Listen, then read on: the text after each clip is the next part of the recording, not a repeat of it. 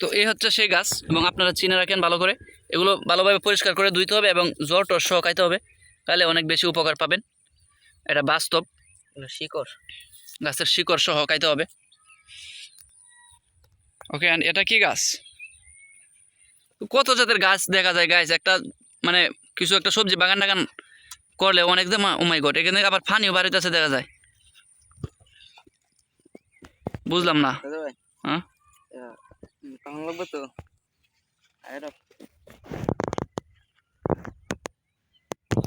ও মাই god,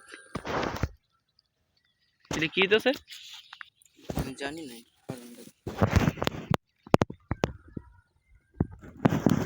zoom করা যাইতেছে না রে। নাইলা গাছটা কেমনে বার হয়? তো জানি না গাইস, এই দিক দিয়ে মানে ফ্যানার মতো বের হইতেছে। স্যার, যাই হোক, এটা জুম করা যাচ্ছে না গাইস, এটা দিক মানে এই গাছটা থেকে ফ্যানার মতো বের হচ্ছে, এবং জানি না এই গাছটা কি আসলে। যাই হোক,